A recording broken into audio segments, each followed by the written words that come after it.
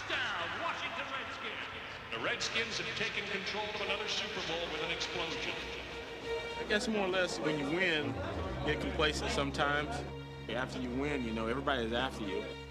Everybody in the league gunning points. In the NFL, it's easy to go from being high on the hog to being hog-tied by your opponents. When you're the defending Super Bowl champions, it's tough to get back in the swing of things.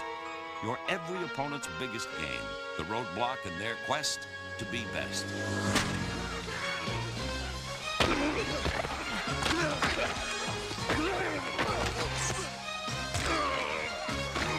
Beginning with the first series of the season, the NFL attacked the Washington Redskins. The toll of the assault would be devastating. Come on, Skins, you gotta get it together! Only 8 players started every game, and it seemed a different lineup took the field each week. The Redskins could have quit many times, but pride proved to be a potent pick-me-up. We are still the reigning Super Bowl champs. People tend to forget that, though. The Washington Redskins never forgot. Want to be winners.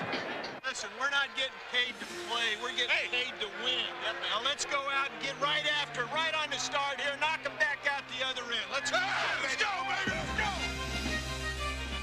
They stretched their season to the second round of the playoffs and then fell to the 49ers. But along the way, they confronted and conquered countless obstacles. Biner's the back. He'll get the call. Here's the counter play. Near side. He's got it easy. Touchdown, Washington Redskins.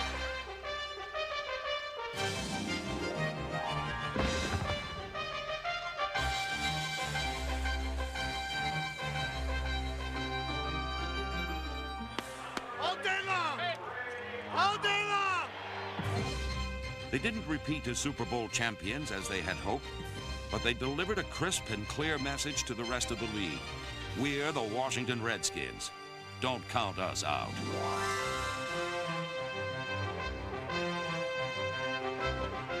Let's go! Don't ever count us out, baby. Let's go! Don't count us out! We're still in it. Don't count us out! They got their run sequence, and it looks like Rippon hands it to Biner. Option play. He's got Orr wide open at the 15, 10, 5. Touchdown, Washington Redskins.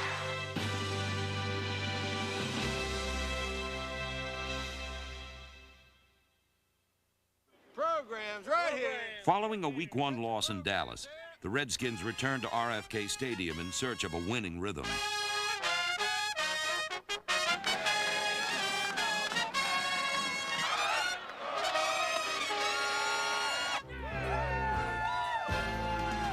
Motion by Monk over to the far side. Back goes Rippon a pass in the end zone. Look, and he's got Biner. He's got him to the goal line. Touchdown, Washington Redskins.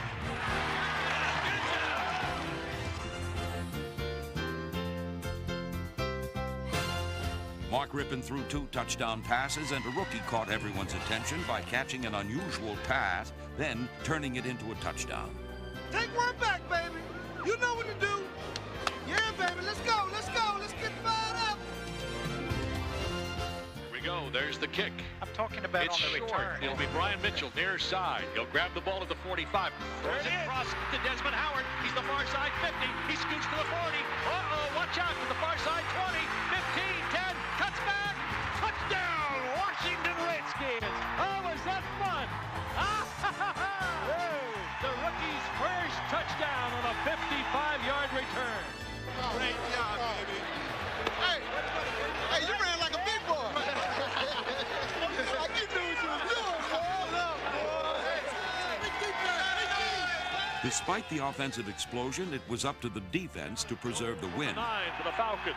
They can tie the game in the score. Looks over the middle. Picked off. It's Kurt DeBay in the end zone. That stops the Atlanta drive. The following week against the Lions, plenty of fancy moves were on display, but to the surprise of many, they weren't Barry Sanders. Number 20 did a lot of running, but mostly east and west, as A.J. Johnson and Bobby Wilson shut down all throughways.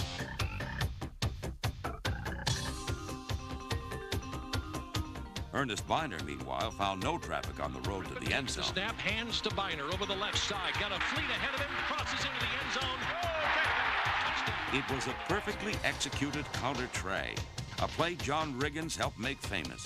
It seemed only fitting a full moon be hovering above when Washington honored one of football's most colorful characters.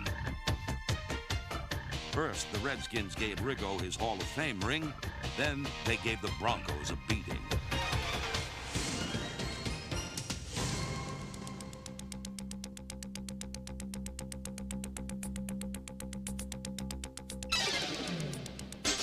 Mark Rippon's touchdown pass and 2 rushing scores highlighted a 34-point output. But the key to this win was a defense that just couldn't wait to get to John Elway and company.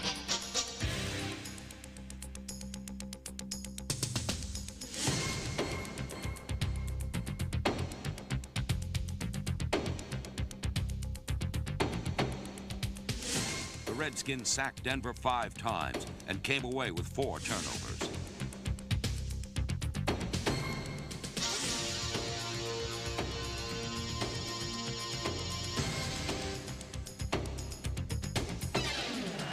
Snap, play action fake, rushed back, tries to throw screen, picked off by Wilber Marshall. He's gone. It's touchdown, Washington Redskins. The ball batted in the air in a crowd. Wilber Marshall pulled it out of the air and goes 23 yards for the score. Wilber Marshall stole the ball and the show on this night, but he couldn't steal the spotlight. That was reserved exclusively for Art Monk, who entered this game needing 7 catches to surpass Steve Largent as the NFL's all-time reception leader.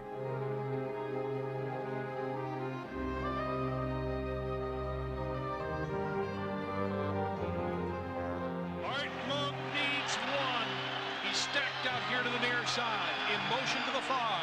Rippon is back, looking for Monk on the out pattern. He's got it at the 27, out of bounds at the 23. Art Monk is now number 1, the most prolific pass receiver in the National Football League's history.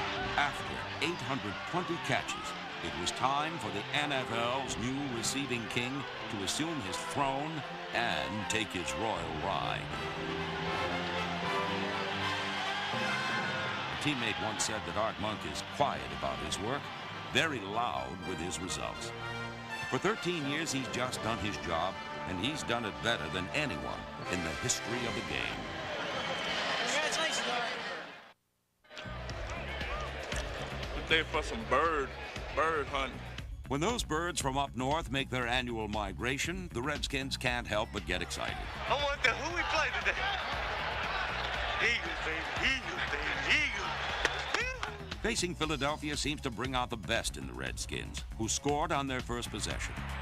It's first down and 10, first and goal. Rippon rolling to his right, looking, throws it, got to complete. The early touchdown would be Washington's only, but this still would be a dark day for Philadelphia. The Redskins' defense continued to flex its muscles, and it pulled no punches when it came to stopping Randall Cunningham.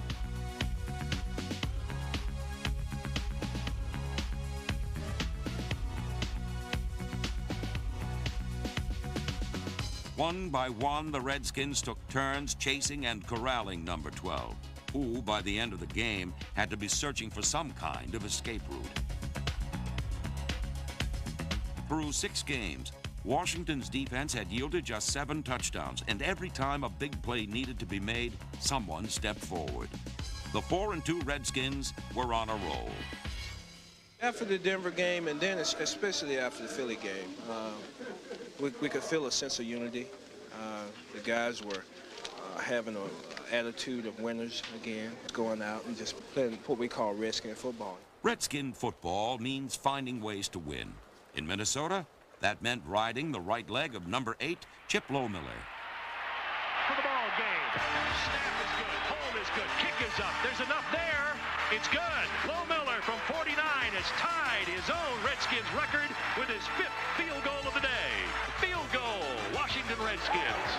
Lohmiller enjoyed another solid season in 1992 as he led the NFC in scoring and was part of Washington's typically tough and tricky special teams. Each year, the Redskins find new ways to surprise opponents. And in '92, the king of clandestine acts was the team's most versatile player, Brian Mitchell. Mitchell returned kickoffs and punts, led the special teams in tackles, carried the ball out of the backfield, served as a pass catcher, and even played a little quarterback. But his primary duty was returning kicks, and against New York, he scored the Redskins' only touchdown. Mitchell's going to get a return from the 14 out to the 20, 25, up the middle, 30, breaks it to the 35, back to the 40. He's gone. There he goes to the 35, the 30, the 20, the 10. Touchdown, Washington Redskins as he swan dives into the end. Mitchell's swan dive made a big splash, but the rest of the night for Washington was pretty much a flop. The loss dropped them to 5-3, but they rebounded in Seattle. Got it complete out there, wide open as Orr at the 20, 15. Hey! Touchdown, Washington Redskins! What about it? It's a touchdown! Terry Orr scored the Redskins' lone touchdown, and Wilbur Marshall made sure no more would be necessary.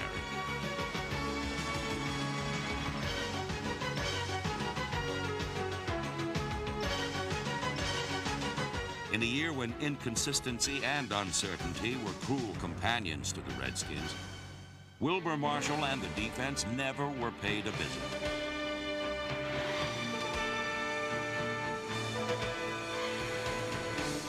Number 58 had his first Pro Bowl season with Washington, registering career bests in tackles and sacks. Fellow linebacker Kurt Cavea, number 54, led the team in tackles and finished only behind Brad Edwards in interceptions. Edwards' 6 picks ranked him among league leaders, but this defense was marked not by great individual achievements, but by a depth rarely seen. 13 different players combined for 40 sacks, and all year Washington had someone new preventing the big play by doing all the little things right.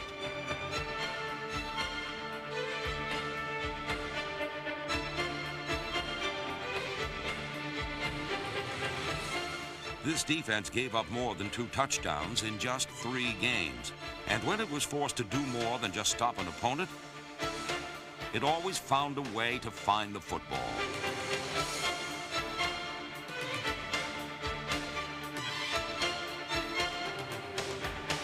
It was the epitome of total team defense.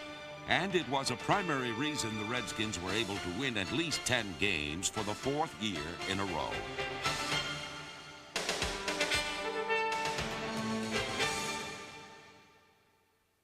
All eyes were on the defending champs who were in desperate need of a win following a pair of road losses at Kansas City and New Orleans. Back at home, baby. We're back at home. Let's get some respect.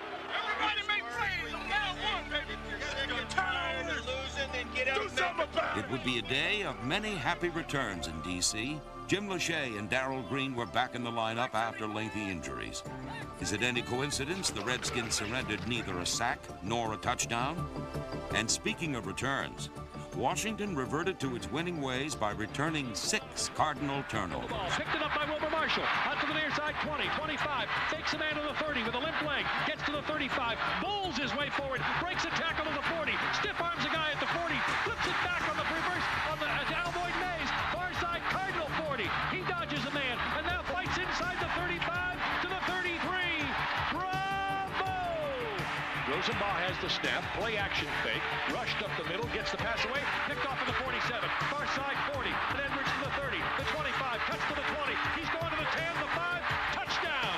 Washington. Brad Edwards enjoyed the finest game of his career with a forced fumble and 3 interceptions, and the Redskins' offensive line paved the way for a season-high 4 offensive touchdowns. Hey, you got to be ready here now. Be ready for a quick force and knock his ass out of there. Wear them into the ground today. Wear them into the ground. Got it? Men like Simmons, Brown, Schlereth, Lachey, Jacoby, Elowinibi, McKenzie, and Warren opened holes for Ernest Biner all year, and against the Cardinals, they opened a path to the end zone.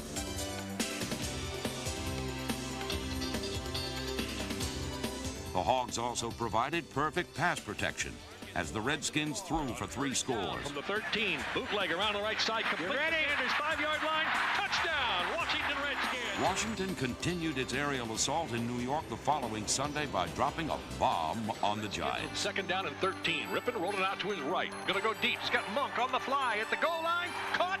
Touchdown, Washington Redskins, and a beauty. The Redskins' passing game was back to form, and so was Ernest Biner, who ran for 100 yards and 2 touchdowns. There's the snap, hand to Biner, going left, scoots past the man to the 5, goes to the far side, breaks, dives, touchdown! Washington was now 8-5, heading for a home showdown with Dallas. Get fired up, Big Charles! Oh, Big Charles! Fired up, Big Charles! Called us the Redskins, man. Got to rise up and show them we're about to turn over in our grave.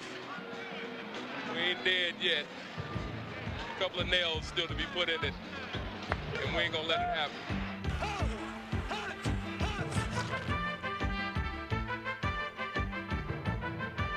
It was a classic struggle, one that only could be waged between the defending champs and the champs-to-be. All right, baby, we're in a dogfight. It's gonna be a dogfight. One team owned a title which the other so desperately sought, and finding the end zone proved to be a most strenuous task.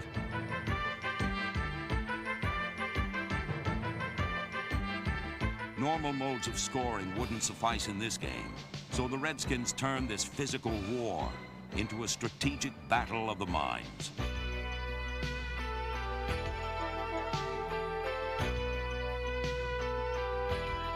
Terry Orr's touchdown helped keep matters close, but Dallas still held a 17-13 lead late in the fourth quarter. What occurred in the final minutes would surprise everyone. Everyone but Charles Mann and Jason Buck. I was kind of sitting there off to myself daydreaming about this. Jason came up to me and hit me in the shoulder and said, "Hey, man, I'm going to get a fumble and you run it in for a touchdown." And I looked at him and said, "Man, I was just thinking about that. I was just thinking about, you weren't in it, but okay, we'll put you in it." Once again, the Redskins defense being asked to come up with some kind of a big play. I can't believe they're going to pass the ball. I can't either. 2nd and 8. They are. He's going to pass. He's in the end zone. He gets the ball batted, gets grabbed, sacked there. Safety. Grabbed in the end zone. The ball's still loose. Grabbed by the defense. What's the call? Might be a touchdown for the Redskins. Let's see. I think it is. As this is all happening, I can't believe that it's happening. And I'm saying to myself, wow, this is just what we talked about. I believe I just stopped on the play and just like, wow. The officials are looking under the pile. And we don't have replay. Get in the end zone. He's going back to the end zone, Sam. He hears you. It's a touchdown. telling you. I believe it's a touchdown. It Let's is. see. It is. We're waiting. Touchdown. Washington Redskins defense. We ain't dead yet. We aren't dead yet. They said the dead skins. I guess we're back. You couldn't have dreamed it up any better than that.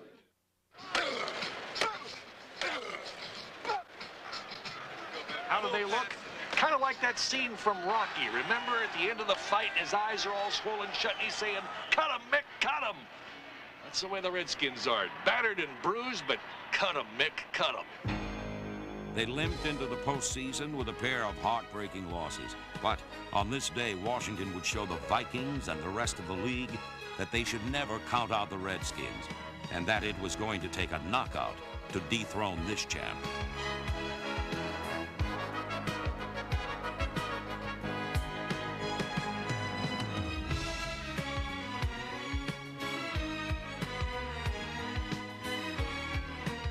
Keep playing hard, D. Let's get the ball. Turnover time.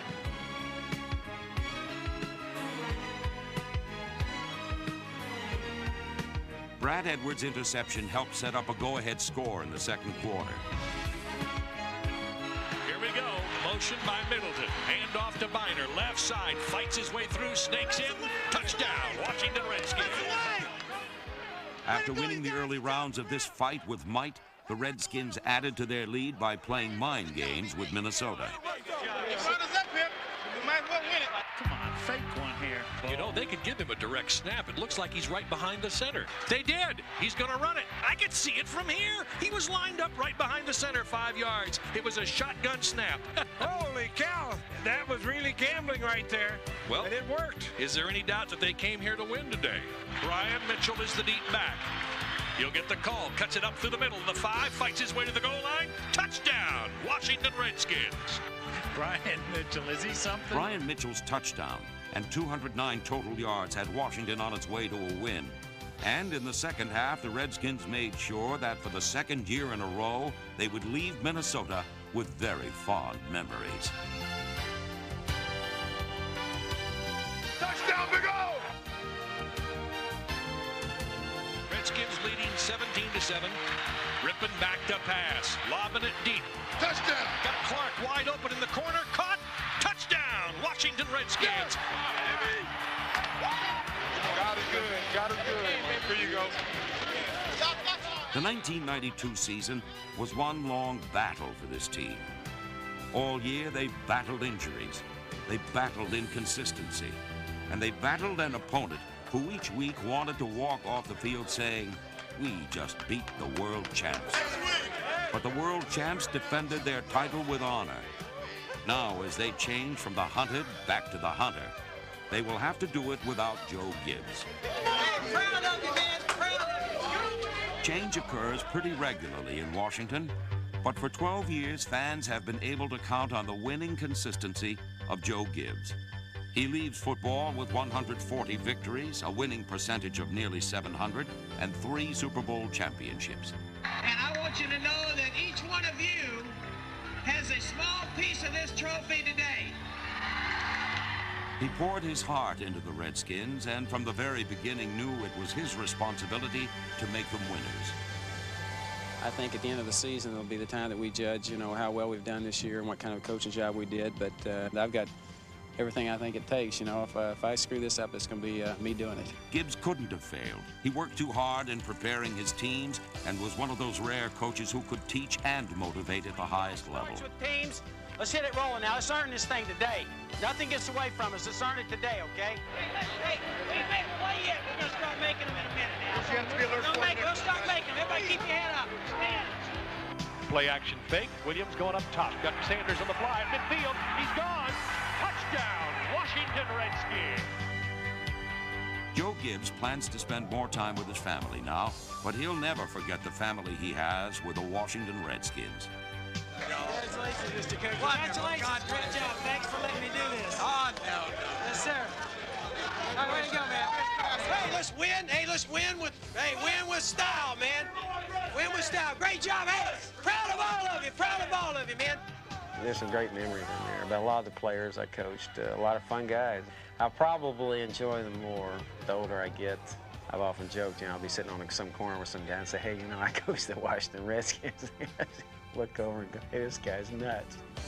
I am thrilled that I get to, and one of the few guys that was in a classy organization that gets to have all of the coaches continue doing what they're doing. I can step aside and turn it over to Richie. I am thrilled at that. I think the Redskins are in great hands. We now look to the strength and something that I'm terribly proud of, the depth of intelligence and sturdiness of the Redskins organization. I've decided Richie Pettibone will be the new head coach of the Redskins. As a fiery defensive back from 1959 through 1972, Richie Pettibone had 48 career interceptions. Since 1978, he has been designing Washington's defense. He will prove to be a worthy successor to one of the most successful coaches in football history, and no doubt will maintain the Redskins' winning tradition. This time, I'd just like to thank everybody for giving me this opportunity, and you know, as I promised Mr. Cook yesterday, I won't let him down. Believe me, we will continue. Hi, I'm Steve Sable. As we've just seen, the 1992 season marked the end of a glorious era in Washington. Joe Gibbs decided to step down as head coach, and it must have been a difficult decision for him. But the decision owner Jack Kent Cooke had to make concerning Washington's new head coach, well, that was an easy one. Longtime defensive coach Richie Pettibone will lead the Redskins into a new era. And the offseason has been busy, and the Redskins have made some significant additions to their already strong squad. Let's take a look now at what we can expect from Richie Pettibone's 1993 Washington Redskins.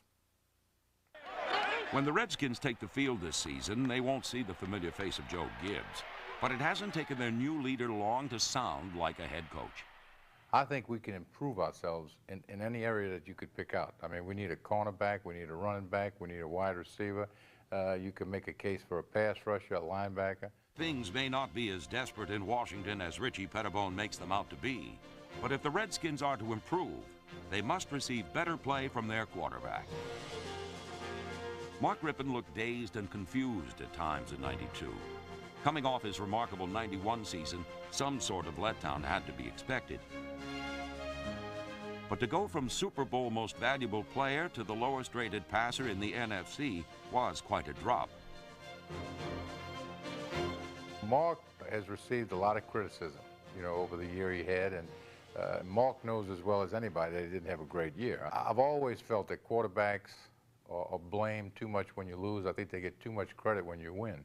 We had offensive line problems, we had receiver problems, a lot of things that, you know, quarterback really can't control. So if we can stay healthy up front and everything else falls in place, I'll look for Mark to come back and have a good year. A plethora of injuries made '92 a tough year for the Hogs, but they still yielded the second fewest sacks in the league. If they can give Rypien time to throw, Washington's passing attack might return to its championship form of 2 years ago. Second-year man Desmond Howard and former Bengal Tim McGee will help fill the void left by Gary Clark, and Ricky Sanders and Art Monk should remain reliable targets. You gotta get that ball back. We need one more score. Rypien looks left, checks off, looks right, going deep, got Sanders wide open, caught at the 25, 20, 10, 5, far side, touchdown, Washington Redskins. Play action fake by Rypien, last play of the quarter, throws it up near side for Monk, grabs it at the 20, bobbles it, pulls it in at the 10, touchdown, Washington Redskins. While the game's all-time reception king continues to provide leadership to Washington's air assault, Ernest Biner does the same for the ground game. In just 4 years, he has already moved into third place on the team's all-time rushing list. Let's move the chain!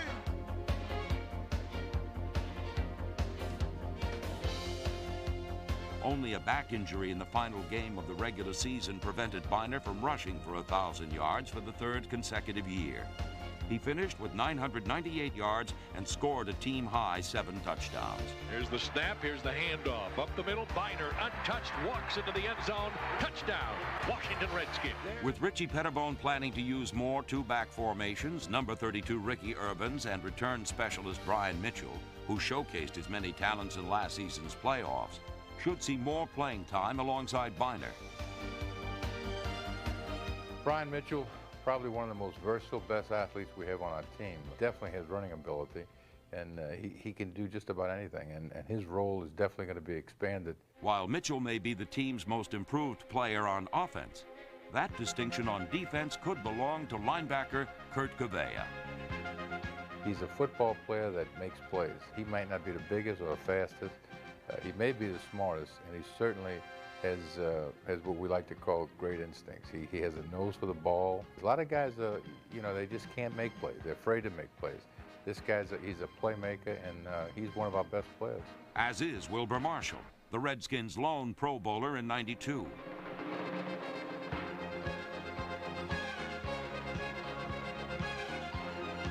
Marshall and Gavea provide a solid base at linebacker, and Darrell Green, who missed 8 games last year with a broken arm, and Brad Edwards should do the same in the secondary.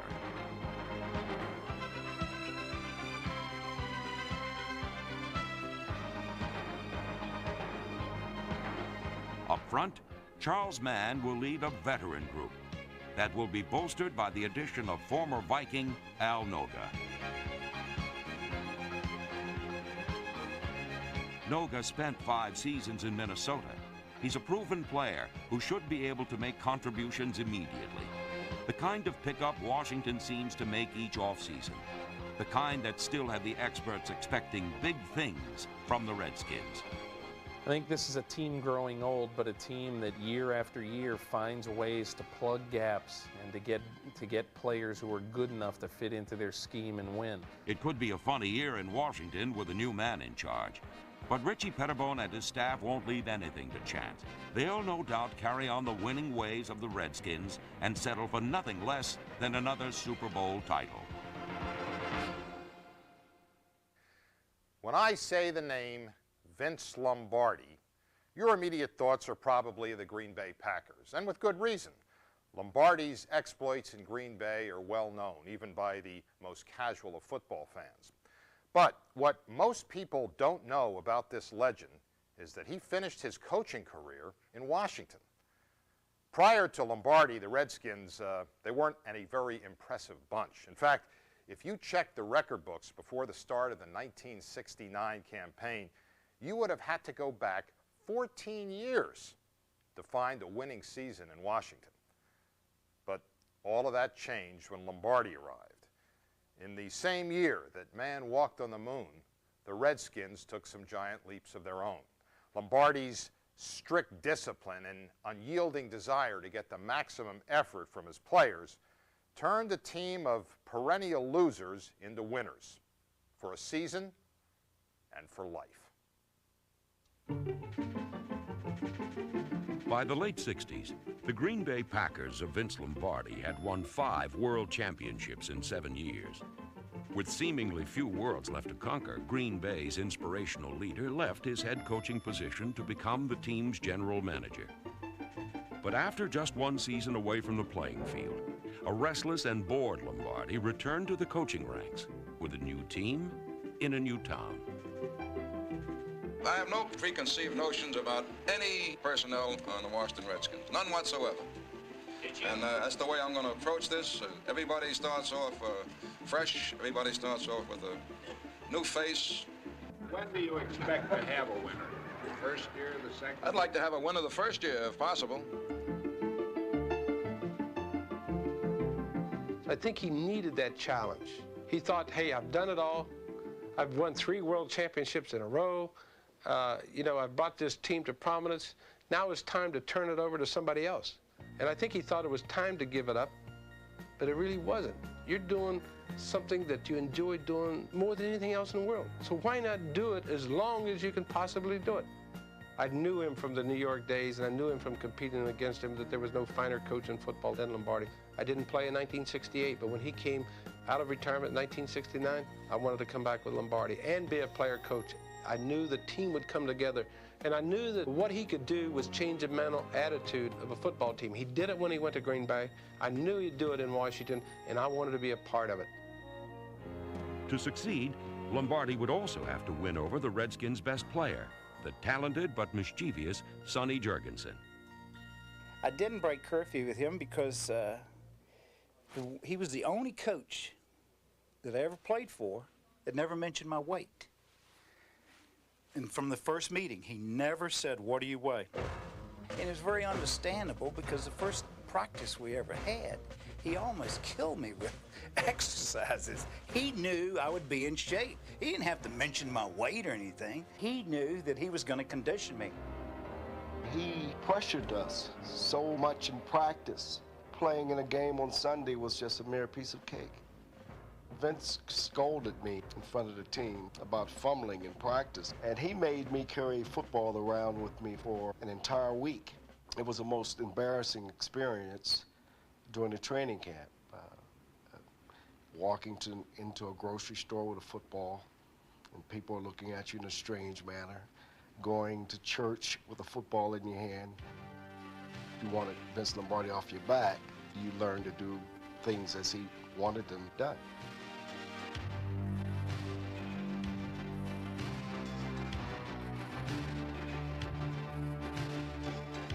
The coach's stern lessons took hold as Brown rushed for the most yards by a Redskin in nearly 2 decades. But equally important was Lombardi's solution to Brown's hearing disabilities, a step that helped Larry to become NFL Rookie of the Year. Vince Lombardi had already concluded that I had some sort of hearing impairment, and the day that hearing aid was installed in my helmet, he went to one side of the room and asked me to put the helmet on and go to the other side of the room, and he said, "Larry, can you hear me?" And I said, "Coach, I've never had any problems hearing you." Lombardi's booming messages were especially audible to quarterback Sonny Jurgensen.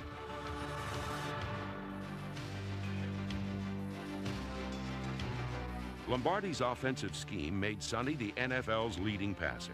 But the Redskins quarterback also learned that his coach did not always measure success in traditional ways. If I threw a ball on 1st and goal for a touchdown, he would get mad. He would get mad. If I'm on a 3-yard line and throw a touchdown pass, he would chew me out. And the reason being, he said, I know you can throw touchdown passes. He said, but why don't you let the rest of the team participate in the score by running the ball in? That lifts everybody up. He said, you've just enjoyed yourself out there throwing a touchdown. Don't do that anymore. In a decade of coaching, Lombardi had fielded only winning teams. But the '69 Redskins were simply not talented enough to beat the NFL's best. And by late season, hopes for a winner in Washington were flickering. On a chilly December day in Philadelphia, the Redskins were trailing the lowly Eagles. And an angry Vince Lombardi had seen enough. He was obviously unhappy with our performance in the first half, and he stared at us and then he said, if someone was running down the street with everything you owned on his back, you better stop him. And I think that message hit us extremely well because we came out on the field and we were more aggressive, and we were very fortunate to go on and win the game. With a 34-29 victory in hand, Washington needed only to beat the New Orleans Saints in the final home game of the season to clinch the Redskins' first winning record since 1955. We were playing at home and we were playing the Saints, and it was on the line to have a winning season. And we knew how bad he wanted to do that. He never had a losing season. We wanted it for Lombardi, more so than we wanted it for ourselves.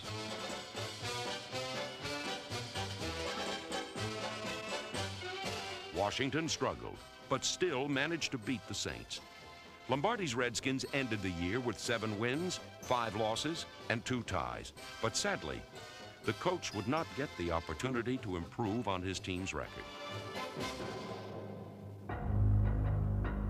I remember him calling upon our trainer many, many times in 1969 because he was having pain and stomach discomfort.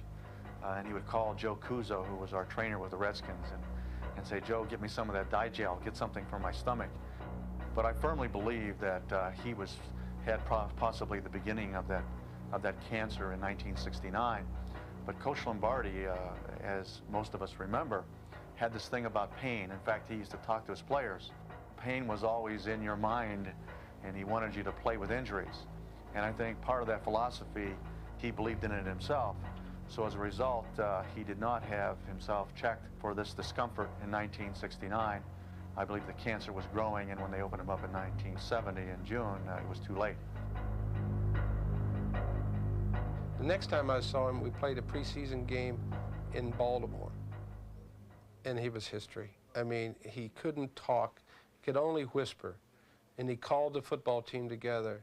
And I'll never forget what he said. He almost whispered it. He said, I just want you guys to know that you're my team.